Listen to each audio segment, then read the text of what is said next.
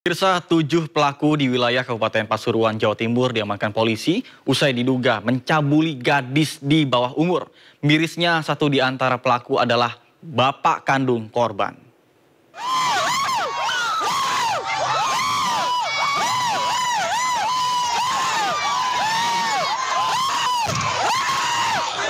Teriakan warga mewarnai proses penangkapan terduga pelaku tindak asusila di Pasuruan, Jawa Timur. Selain memaki, warga juga berusaha menghadang mobil petugas yang akan membawa terduga pelaku. Warga kesal lantaran tak tega setelah melihat kondisi korban serta informasi yang simpang siur. Apalagi salah satu pelaku merupakan ayah kandung korban yang seharusnya melindunginya. Setelah warga berhasil ditenangkan, polisi akhirnya membawa terduga pelaku ke Mapolres Pasuruan.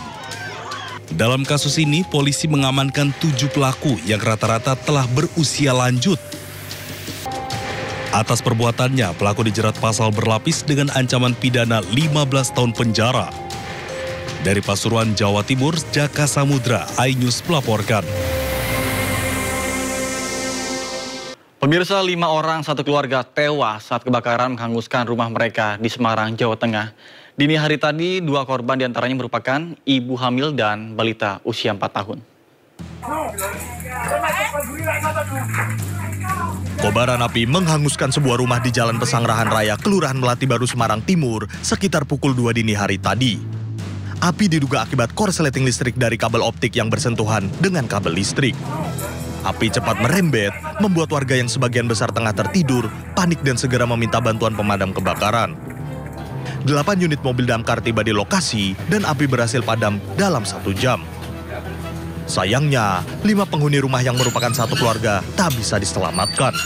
Kelima jenazah ditemukan di dalam rumah dalam kondisi sulit dikenali. Kelima korban terjebak di dalam rumah dan tak sempat minta tolong saat kebakaran terjadi.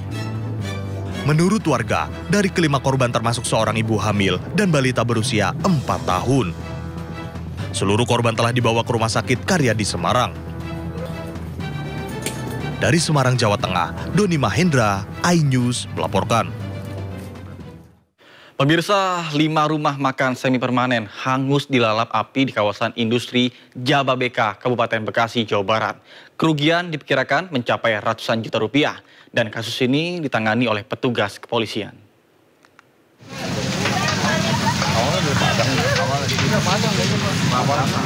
Lima rumah makan yang berada di kawasan Jababeka, Kampung Sempu, Desa Pasir Gombong, Kecamatan Cikarang Utara, Kabupaten Bekasi, ludes terbakar. Api dengan cepat menyambar ke bangunan semi permanen tersebut. 4 unit mobil pemadam kebakaran dari kawasan Jababeka dan Kabupaten Bekasi dikerahkan ke lokasi. Api berhasil dipadamkan 1 jam kemudian. Diduga api berasal dari bagian belakang warung tempat memasak. Akibat kebakaran, kerugian diperkirakan mencapai ratusan juta rupiah. Kasus kebakaran ini ditangani petugas kepolisian Polsek Cikarang Utara dan Mapolres Metro Bekasi. Dari Kabupaten Bekasi, Jawa Barat, Didit Junaidi melaporkan. Informasi lainnya pemirsa, polisi masih mencari ponsel milik diplomat Kemlu Arya Daru Pangayunan dan pengungkapan isi ponsel seharusnya bisa menjadi petunjuk jejak digital Arya Daru Pangayunan sebelum meninggal dunia.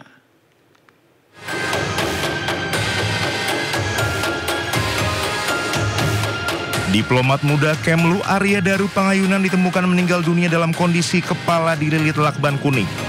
Korban ditemukan dalam kondisi berpakaian kaos dan celana pendek, serta badan ditutupi selimut di atas kasur.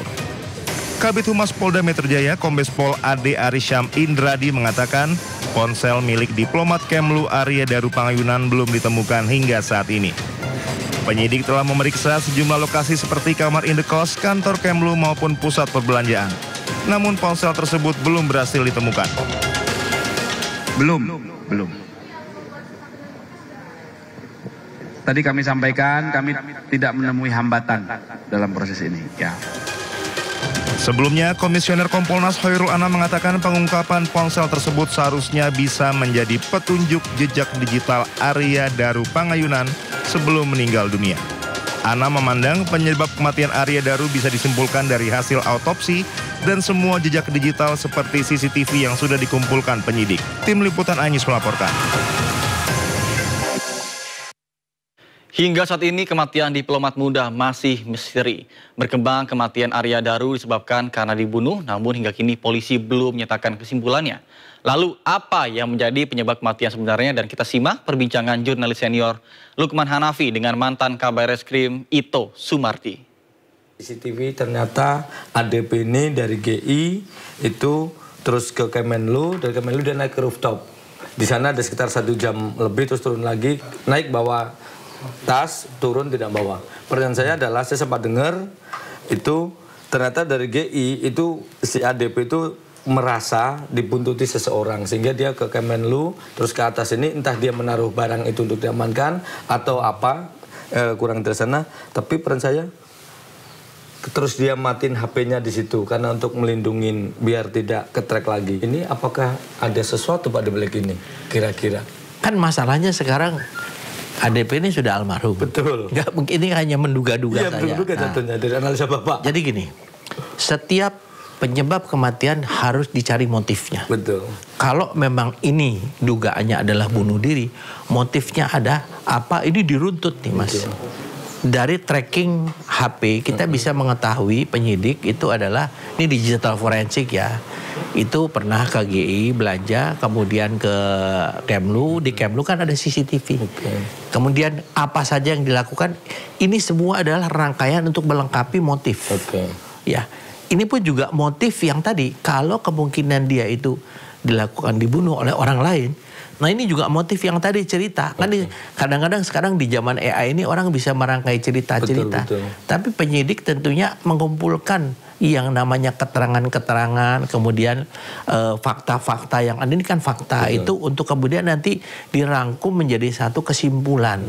Jadi kalau dikatakan dia memang merasa dia dibuntuti, tentu ada latar belakang. Kenapa dia dibuntuti? Apakah dia melakukan satu kesalahan?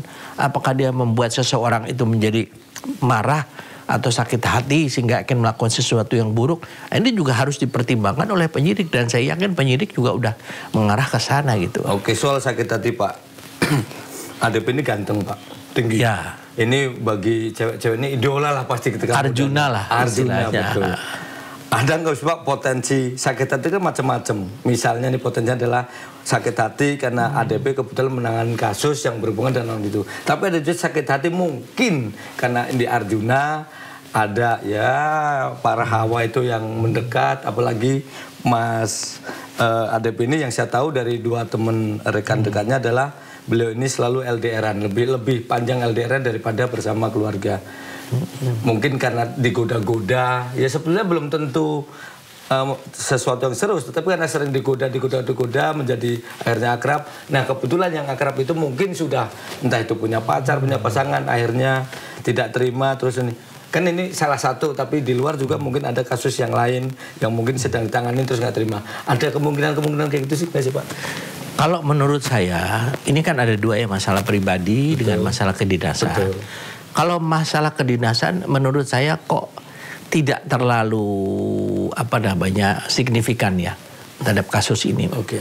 Karena dia ada satu kelembagaan, kemudian dia juga bukan seorang istilahnya yang seperti penyidik, ya kan, itu beda kan ya. Tapi kalau masalah pribadi, ya tadi disampaikan ya, kan seseorang itu tentunya punya masa lalu, masa sekarang dan masa depan. Nah, masa lalunya ini di mata orang memang mungkin baik ya. Dan kalau kita lihat secara physically yang bersangkutan itu memiliki kelebihan dibandingkan orang lain. Kemudian dan saat ini saya juga tidak tahu ya, makanya kan sekarang adalah kita harus betul-betul menunggu hasil otopsi. Tapi hasil otopsi tidak merupakan satu kesimpulan saja. Banyak berbagai kemungkinan yang disatukan. Karena otopsi ini adalah melihat penyebab kematian, ya, kemudian waktu kematian. Nah, di sini seorang yang melakukan otopsi tidak bisa menentukan orang ini meninggal itu karena apa.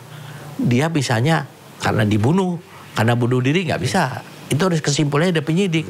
Dia menyebutkan orang ini meninggal karena kehabisan nafas, kan. Terdapat luka-luka mungkin di dalam, ya. Kemudian terdapat mungkin ada sisa-sisa arsenik. Itu hasil otopsi. Tapi yang menentukan nanti apakah orang ini dibunuh atau bunuh diri itu adalah sepenuhnya adalah dari penyidik. Pemirsa, saksikan perbincangan mantan Kabar Eskrim Komjen Pol Purnawirawan Ito Sumardi bersama dengan jurnalis senior Lukman Hanafi di program Inside Story Investigasi pada Minggu 27 Juli pukul 7 malam, eksklusif hanya di Sindo News TV. Pemirsa, Sekjen PD Perjuangan Hasto Kristianto divonis hukuman penjara 3,5 tahun. Informasinya usai jeda berikut, tetap bersama kami di Sindo Siang.